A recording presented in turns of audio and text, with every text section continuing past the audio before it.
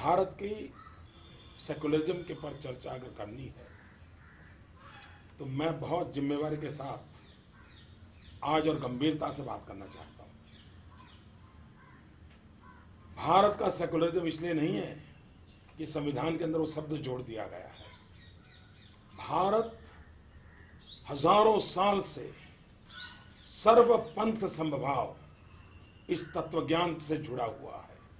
भारत ही दुनिया में एक देश है जिसकी फिलॉसफी कहती है एकम सत विप्राहा बहुधा वदंती। सत्य एक है, जानकार लोग उसको अलग अलग रूप में प्रस्तुत करते हैं। भारत ही एक देश है जो कहता है सर्वे अपि सुखिनः सन्तु सर्वे सन्तु निरामया सर्वे भद्राणि पश्यन्तु मां कश्चित् दुर्भाग् भवेत्। भारत कभी ये नहीं कहता हिंदू सुखेन सुखी है, ऐसा नहीं कहता है। भारत सबके लिए सोचने वाला देश है और भारत का हजारों साल का इतिहास देखिए।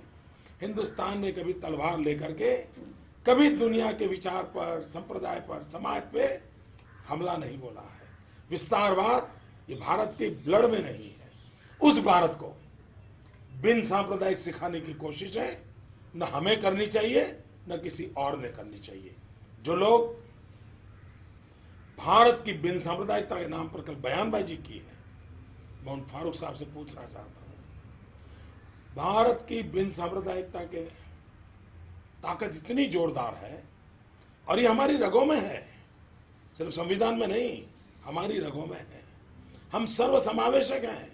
ये देश ऐसा है जो प्रकृति की भी पूजा करता है, पेड़ की भी पूजा करता है, पानी की भी पूजा करता है। यहाँ कोई पराया हो ही नहीं सकता। पूरे ब्रह्मांड को अपना मानता है, पूरे विश्व को परिवार मानता है। ये समाज है और उस समाज में अगर इस प्रकार की भाषा बोली जाए, कभी कभार कोई घटना घटे या किसी का बयान आ जाए, क्या हिंदुस्तान का सेकुलरिज्म इतना रद्दी है क्या कि कोई एक बयान दे तो खराब हो जाएगा? और इसलिए फारूक अब्दुल्ला से मैं कहना चाहता हूँ, हजारों साल के हिंदुस्तान के इतिहास में भारत की हजारों साल की महान सेकुलरिज्म की परंपरा को सबसे बड़ी चोट, गहरी चोट अगर कहीं पड़ी है तो कश्मीर में पड़ी है। और वो भी श्रीमान फारूक अब्दुल्ला जी आपके पिताजी की राजनीति के चलते हुआ है। श्रीमान फारूक अब्दुल्ला जी आपकी राजनीति के चलते हुआ है। श्रीमान फारूक अब्दुल्ला जी आपके बेटे की राजनीति के चलते हुआ है। इस देश में कश्मीर एक ही है जहां से पंडितों को धर्म के आधार पर निकाल दिया गया। जो सूफी परंपरा की भूमि थी उसको आपने निजी राजनीतिक स्वार्थ के लिए संप्रदाय के रंग से रंग दिया है।